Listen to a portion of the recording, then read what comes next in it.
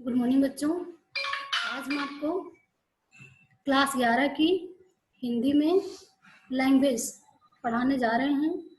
जैसा कि आप लोग पहले समास और रस पढ़ चुके हैं, आपको पढ़ाया जा चुका है। आज हम आप लोगों को अलंकार पढ़ाने जा रहे हैं। तो बच्चों ध्यान से पढ़िएगा और उस पर ध्यान दीजिएगा। जैसा कि आप लोगों को पता है कि कोरोना के चलते या कोरोना की वजह से आप लोगों के क्लासेस विद्यालय से नहीं चलाए जा रहे हैं, आप लोगों को विद्यालय नहीं बुलाया जा रहा है। इसलिए आप लोगों की पढ़ाई बनी रहे या आप लोग विद्यालय से जुड़े रहे, आप लोगों का कोर्स कंप्लीट होता रहे, इसलिए विद्यालय से ऑनलाइन क्लासेस वगैरह चलाए जा रहे हैं। तो आप लोग इसको पढ़ते रहिए और समझते रहिए और घर पे ध्यान देते रहिए। ओके, तो आज हम आप लोगों को अलंकार पढ़ा रहे हैं। चलिए शुरू करते हैं। तो बच्चों जैसा कि आज हम आपको अलंकार के विषय में बताने जा रहे हैं। अलंकार क्या होता है, जैसा कि पहले क्लासों में आप लोग पढ़ चुके होंगे। अलंकार, समास, ये सब तो आप लोगों को पढ़ाया जा चुका होगा। फिर एक बार हम आप लोगों को रिवीजन करवा दे रहे हैं। अलंकार क्या होता है या किसे कहते हैं। तो बच्चों काव्य की शोभा बढ़ाने वाले तत्वों को, या यूं जान लीजिए कि कविता की पंक्तियों में सौंदर्य बढ़ाने के लिए हम जिन शब्दों या वर्णों का या काव्य में रोचकता लाने के लिए हम जिन तत्वों का प्रयोग करते हैं उन्हें अलंकार कहते हैं। अब इसके बाद आपके दिमाग में क्वेश्चन होगा कि अलंकार किसे कहते हैं, अलंकार कितने प्रकार के होते हैं। तो बच्चों अलंकार मुख्यतः दो प्रकार के होते हैं। अलंकार कितने प्रकार के होते हैं आपने पहले भी पढ़ा होगा। अलंकार मुख्यतः दो प्रकार के होते हैं। नंबर एक शब्दालंकार और नंबर दूसरा अर्थालंकार। अब आपका क्वेश्चन है कि शब्दालंकार किसे कहते हैं। तो बच्चों यहाँ स्पष्ट कर लीजिए, शब्दालंकार क्या होता है। जहां काव्य की शोभा का कारण शब्द होता है वहां शब्दालंकार होता है। आ गया समझ में। जहां काव्य की शोभा का कारण शब्द होता है वहां आपका शब्दालंकार होता है। और अर्थालंकार क्या होता है, काव्य में जहां काव्य की शोभा का कारण अर्थ होता है, अर्थात जहां शब्दों में सौंदर्य न उत्पन्न होकर अर्थ में सौंदर्य उत्पन्न होता है वहां अर्थालंकार होता है। किंतु जहां काव्य में शब्द और अर्थ दोनों का चमत्कार एक साथ उत्पन्न होता है वहां उभय अलंकार होता है। जहां काव्य में शब्द और अर्थ दोनों का चमत्कार एक साथ उत्पन्न होता है वहां आपका ना तो शब्दालंकार होता है और ना ही अर्थालंकार होता है। ये दोनों को मिलाकर एक तीसरा अलंकार होता है, उभय अलंकार होता है। अर्थात जहां शब्द और अर्थ दोनों में एक साथ चमत्कार उत्पन्न होता है वहां न तो शब्दालंकार होता है और न अर्थालंकार होता है, वहां उभय अलंकार होता है। अब आप समझ लीजिए कि काव्य में अलंकार का स्थान क्या है या काव्य में अलंकार क्या स्थान रखता है। मनुष्य स्वभाव से ही सौंदर्य प्रेमी होता है। तो बच्चों मनुष्य कैसा होता है, मनुष्य का स्वभाव ही होता है सौंदर्य से प्रेम करना। वह अपनी प्रत्येक वस्तु को सुंदर या सुसज्जित देखना चाहता है। वह अपनी बात को भी कुछ इस प्रकार कहना चाहता है कि जिससे उसकी बातों को सुनने वाले पर अस्थायी प्रभाव पड़ सके। वह इस व्यक्ति की बातों को अन्यथा न ले। शब्द, अब इसके आगे आप आ जाइए। शब्द अलंकार के प्रकार आपने अभी तक पढ़ लिया।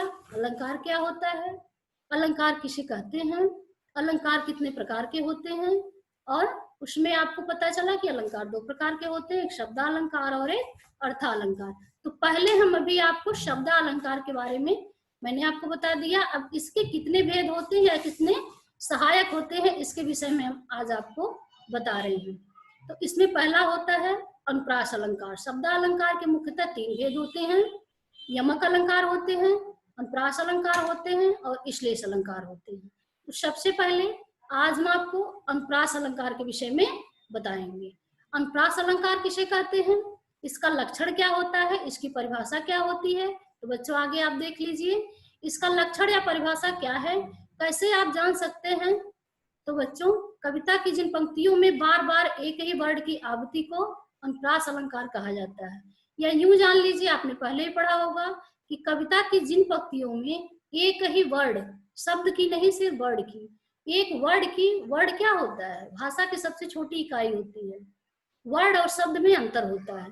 तो आप यहाँ ध्यान दीजिएगा, एक वर्ड की आवृत्ति जहां बार बार होती है, एक ही वर्ड कई बार आते हैं, वहां आपका अनुप्रास अलंकार होता है। जैसे एग्जाम्पल के तौर पे, तरनी तनुजा तट तमाल तरवर बहुछाए, इसमें त वर्ड की आवृत्ति कई बार हुई है।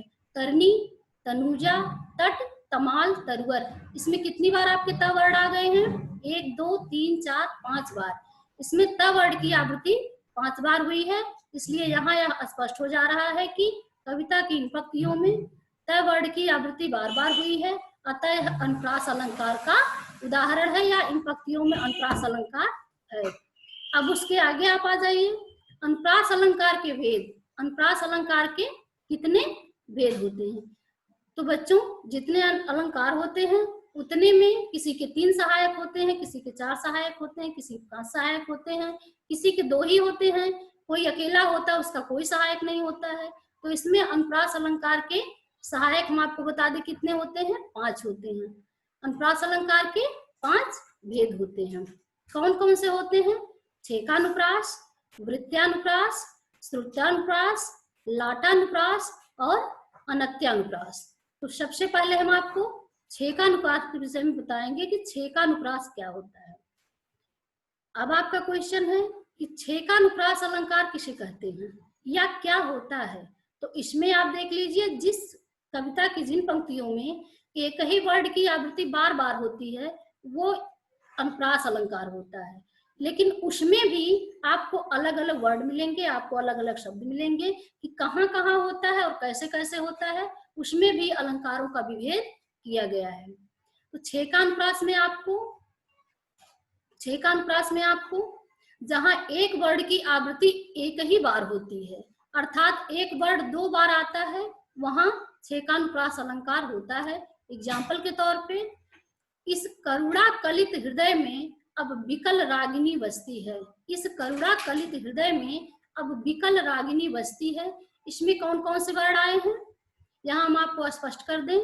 यहाँ क उपयुक्त पंक्तियों में क वर्ड की आवृत्ति एक बार हुई है, अतः यहाँ छेकानुप्रास अलंकार है। दूसरे नंबर पे आपका वृत्त्यानुप्रास अलंकार आ जाता है। इसका क्या होता है, कैसे आपको पता चलेगा कि इन पंक्तियों में छेकानुप्रास अलंकार है या वृत्त्यानुप्रास अलंकार है? जहां एक अथवा अनेक वर्णों की आवृत्ति 2 या 2 से अधिक बार हो, वहां वृत्त्यानुप्रास अलंकार होता है। जहां एक अथवा अनेक वर्णों की आवृत्ति 2 या 2 से अधिक बार हो, वहां वृत्त्यानुप्रास अलंकार होता है। उदाहरण के तौर पे आप लोगों ने पहले भी पढ़ा होगा इन कविता की पंक्तियों को, चारु चंद की चंचल किरणें खेल रही हैं जलथल में। चारु चंद की चंचल किरणें खेल रही हैं जलथल में। इन पंक्तियों में च और ल 2 वर्णों से अधिक बार 3 बार आया है। इन पंक्तियों में च और ल 2 वर्णों से अधिक बार 3 बार आया है, अर्थात यहाँ वृत्तानुप्रास अलंकार है। तीसरे पे आप आ जाइए, श्रुत्वानुप्रास अलंकार। श्रुत्वानुप्रास अलंकार क्या होता है, इसके विषय में हम आपको बता रहे हैं। जहां कंठ और तालु आदि एक ही स्थान से उच्चारित वर्णों की आवृत्ति हो, वहां श्रुत्वानुप्रास अलंकार होता है। जहां कंठ, गला और तालु, कंठ और गले के बीच का भाग जो होता है, मुंह के अंदर का भाग जो होता है, उन वर्णों का उच्चारण जो होता है, उन वर्णों के उच्चारित स्थान से जो वर्णों की आवृत्ति बार बार होती है, वहां श्रुत्वानुप्रास अलंकार होता है। एग्जाम्पल के लिए, जैसे राम कृपा भव निशा सिराही, राम कृपा भव निशा सिरानी, जागे फिर न डसै हो। ये पंक्तियां शंकर प्रसाद जी द्वारा लिखी गई हैं। राम कृपा भव निशा सिरानी, जागे फिर न डसै हो। स्पष्टीकरण है इसमें, आपका स्पष्ट कर दे रहे हैं आपको कि क्यों इसमें श्रुत्वानुप्रास अलंकार है। इन पंक्तियों में श और न जैसे दंत वर्णों की आवृत्ति के कारण यहाँ श्रुत्वानुप्रास अलंकार है। उसके आगे आप आ जाइए, लाटानुप्रास अलंकार। उसके आगे आपका आ जाएगा चौथे नंबर पे लाटानुप्रास अलंकार। लाटानुप्रास अलंकार क्या है, या इसे हम कैसे पहचान सकते हैं कि कविता की इन पंक्तियों में कौन सा अलंकार है? तो इसकी परिभाषा आपके लिए जानना बहुत जरूरी है। जहां एक ही अर्थ वाले शब्दों की आवृत्ति होती है, यहाँ वर्ड की आवृत्ति नहीं होगी, यहाँ शब्द की आवृत्ति होगी। जहां एक ही अर्थ वाले शब्दों की आवृत्ति होती है, किंतु अर्थ की भिन्नता से अर्थ बदल जाता है। क्योंकि अर्थ की भिन्नता से अर्थ बदल जाता है, वहां लाटानुप्रास अलंकार होता है। वहां कौन सा अनुप्रास अलंकार होता है? लाटानुप्रास अलंकार होता है। एग्जाम्पल के लिए, जैसे पूत सपूत तक्यों धन संचय, पूत कपूत तक्यों धन संचय। एक कहावत भी है, लोग कहते भी हैं, आप लोगों ने कई बार कई लोगों के मुंह से सुना होगा, पूत कपूत तक क्यों धन संचय, और पूत कपूत तक क्यों धन संचय। करने का मतलब है, यहाँ मैंने संचय करने का अर्थ लिख दिया है इकट्ठा करना, जोड़ना, बचाना, एकत्रित करना। स्पष्टीकरण आपको कर दें, यहाँ पहले शब्द का अन्वय शपूत के साथ तथा दूसरे का कपूत के साथ लगता है। इसमें वर्ड की आवृत्ति नहीं है, इसमें शब्द की आवृत्ति है, लगता है, इससे इसका अर्थ बदल जाता है। कविता की पंक्ति का भाव यह है कि यदि आपका पुत्र सुपुत्र है तो धन संचय या एकत्रित करने की आवश्यकता नहीं है। कविता की पंक्तियों में कवि का भाव यह है कि यदि आपका पुत्र संस्कारी है तो उसके लिए आपको धन संचय, संचय का अर्थ है इकट्ठा करना, एकत्रित करना, बचाना, उसके लिए आपको धन संचित करने की आवश्यकता नहीं है। क्यों नहीं है? क्योंकि वह स्वयं कमाकर, परिश्रम करके, परिश्रम के बल पर अपने लिए ढेर सारा धन संचित या एकत्रित कर सकता है।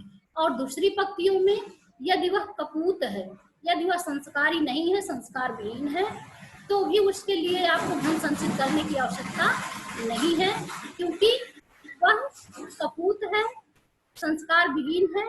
आपके द्वारा संचित किए गए धन को वह अनर्गल कामों में, अन्यत्र कामों में खर्च करके आपके द्वारा संचित किए गए धन को वह खत्म कर सकता है।